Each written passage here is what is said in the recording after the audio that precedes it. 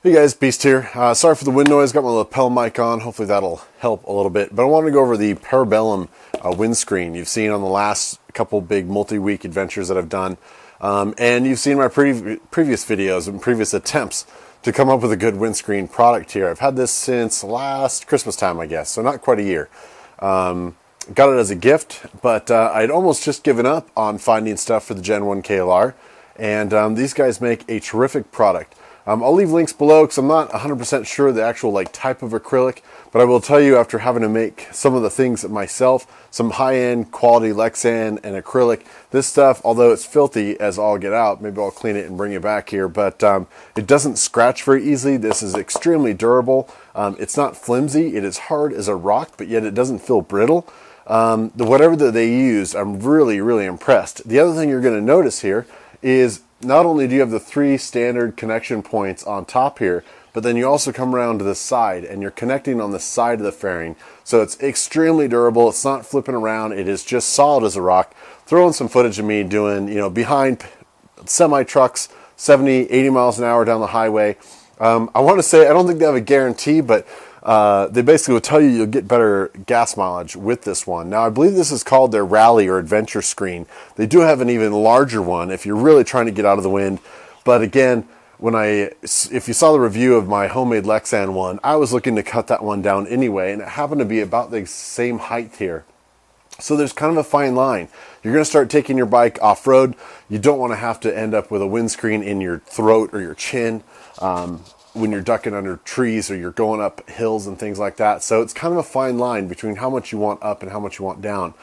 I've got to say, for Gen 1 KLR, hands down, I would recommend this to everyone. I don't think it's terribly pricey, but we'll take a look at some of the components here and you'll see how they did it. But I'm just thoroughly impressed with it, guys, and I wanted to share it, and I know I'm going to get the questions and comments on it because I did with the homemade ones, and I've had this now for all through the whole series that you guys just saw through the Southwest down to the Grand Canyon and everything else. And other than being filthy, it is awesome. All right, again, coming over to the side, you'll see one of the biggest advantages to going with this one is that it incorporates that fairing bolt in there. You're going to get all new hardware. You're going to get these nice, lovely caps. Let's see if I can just pop one off here. I haven't needed to since I put it on here. So nice covers, cap covers, Phillips head underneath. I was tempted to go to slightly different hardware. I prefer to have almost everything an Allen head, but because these are such nice little covers, it kind of hide that as well. Nice little rubber O-rings and stuff underneath the washers. And then if you look at the top 3, it actually pulls this away from the standard one. And let's see if we can scoot in here. You'll see my reflection. So as you can see, the top 3 that connect to the Gen 1 fairing actually have a spacer in that. And 1, it kind of keeps the aerodynamic flow. 2, it brings that windscreen up a little bit. And I've had zillion failures. It's a nylon lock nut on the back side. I've not had to retighten these. I haven't had to do anything since I put this on other than put gas on the bike and ride. All right, here, so what you're seeing behind you is the sort of somewhat organized garage that I've done back here. But I did run a cleaning cloth over the top of this. And as you can see, not a single scratch on there. You're going to get a little schmeariness from the reflection. The hardest part is actually cleaning down where it comes in front of the fairing. That one's just a little bit trickier if you're really concerned about making this neat and pretty.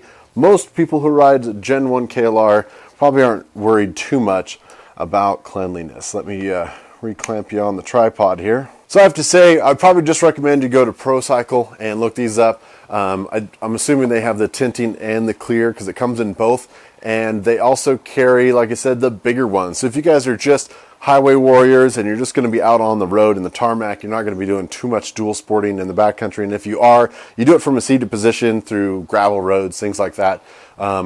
Then maybe you'd want the larger one. I think this is actual perfect size. And you saw from my homemade one, I did put that up there. I still have my stock one. I haven't kept the homemade one. There's kind of the stock sizing, as you're going to see from those 3 bolts, how much more wind protection and flow you're going to get off of that guy. But man, I'm so happy that people are still making stuff for the good old Gen 1. We're not getting rid of this bike anytime soon, and this is going to make all those highway miles and dirt miles that much more enjoyable. So highly recommended. Check it out. We'll catch you guys down the road.